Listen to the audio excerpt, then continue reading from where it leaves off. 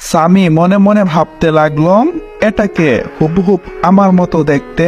সামি এসব ভাবছে, ঠিক তখন নুসরাত রুমে প্রবেশ করে আর বলতে থাকে, ওমর ভাইয়া কেমন আছো? এখন শরীরটা কেমন লাগছে? এই নো জামা কাপড়, গোসল করে আসো। আর এই আলমারিতে তোমার যাবতীয় যা যা আছে সব পেয়ে যাবে। তখন আমি নুসরাতকে ডাক দিলাম আর বলতে লাগলাম, আচ্ছা নুসরাত, দেওয়ালে যে ছবিটা, সেটা কার? হুবহুব আমার মতো দেখতে। ছবিটার দিকে তাকিয়ে দেখলাম নুসরাত কান্না করে দিল আর বলতে লাগলো, এটা হলো আমার ভাই, আমার কলিজার টুকরা ভাই। আমি বললাম, তাহলে উনি কোথায়? ওনাকে ডাক দেও, ওনার সাথে একটু কথা বলি, একা একা বোরিং লাগছে। নুসরাত বলল, ভাইয়াকে ডাক দিলে আর শুনবে না। আমি বললাম, মানে? নুসরাত বলল, ভাইয়া আর এই পৃথিবীতে নেই, চলে গেছে আমাদেরকে ছেড়ে ওই বহু দূরে। তুমি জানো আমার ভাইয়া আমাকে অনেক ভালোবাসতো, আমার ভালো মন্দর খেয়াল রাখতো। সবাই যেন আমাদের ভাই বোনের ভালোবাসা দেখে হিংসায় মরতো। কিন্তু আজ আমার ভাইয়া কোথায়? আমি বললাম, চিন্তা করিস না, আমি তোর ভাই না। যদি আমি তোর ভাই হই তাহলে এখন কান্না থামাবি। কথা বলতে দেরি হলো, কিন্তু আর কান্না থামাতে দেরি হলো না। আর আমাকে উদ্দেশ্য করে বলতে লাগলো, ভাইয়া আমাকে আগের মতো ভালোবাসা দিবা? আমি বললাম, হ্যাঁ লক্ষ্মী বোন আমার, মাথার মধ্যে হাত বুলিয়ে দিচ্ছি, কি নিষ্পাপ চেহারা। ঠিক তখন রুমে আঙ্কেল প্রবেশ করে আমাকে দেখে বলতে লাগলো, ওমর কেমন আছো? আমি বললাম, হ্যাঁ আঙ্কেল, অনেকটাই ভালো। তখন আঙ্কেল দেখলাম দেওয়ালের ছবিটার দিকে একবার তাকাচ্ছে, আমার দিকে একবার তাকাচ্ছে আর অনবরত কান্না করছে। আমি বললাম, কি হলো আঙ্কেল, হঠাৎ কেন এসে কান্না করতেছেন? তখন শফিক আঙ্কেল বলতে লাগলো, জানো তোমাকে আমার ছেলের মতো দেখতে, বড্ড মনে পড়ছে আজ উমরকে।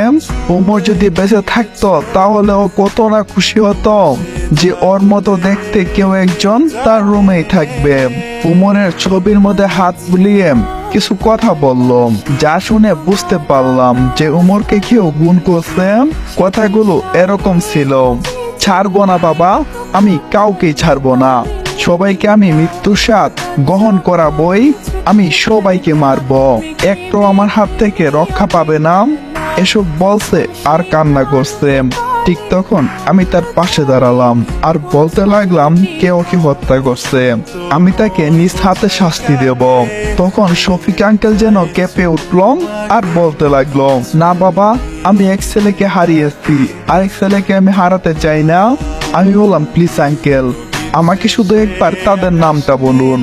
আঙ্কেল বলল, না, আমি সেটা কখনোই বলতে পারবো না, আমি চাই না আমার উমরকে আবার হারাতেন।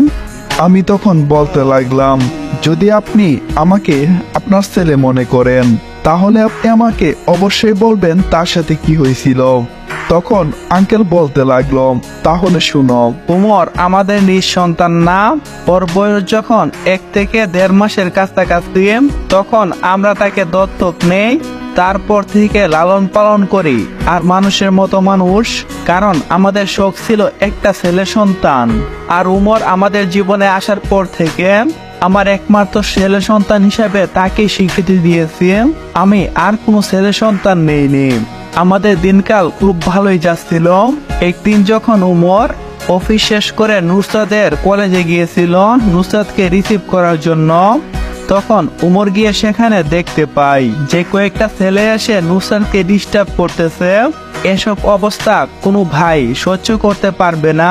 উমর তখন তার বোন নুসরাতের কাছে যায় আর সেখানে গিয়ে ছেলেদেরকে উদ্দেশ্য করে বলতে থাকে, কত বড় বাপের পেটা হইছস, আমি উমর দেখমু, পারলে আমার বোনের গায়ে কেউ হাত দিয়ে দেখা।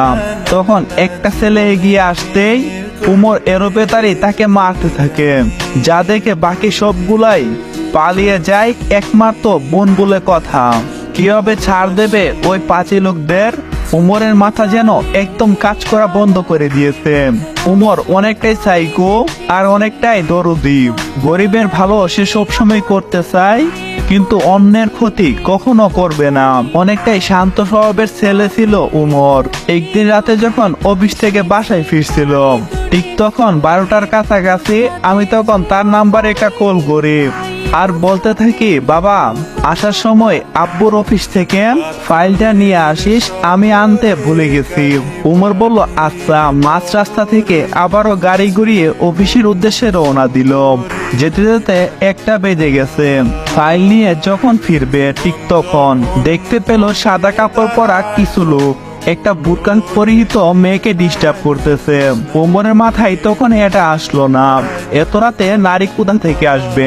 ওমর আর 7-5 না ভেবে গাড়ি থেকে নামে। গাড়ি থেকে নামতেই প্রথম একটা গুলি তার বুকে এসে লাগে। ওমর কেন কিছু বোঝার আগেই একে একে লাঠি দিয়ে তাকে আঘাত করতে থাকে আর সেখানেই ওমর প্রাণ হারায়। এসব বলে শফিক আঙ্কেল কান্না করতে লাগলো। আমি আঙ্কেলকে বর্ষা দিয়ে বলতে লাগলাম, আঙ্কেল আপনি চিন্তা করবেন না, আমি সবাইকে খুঁজে বের করব।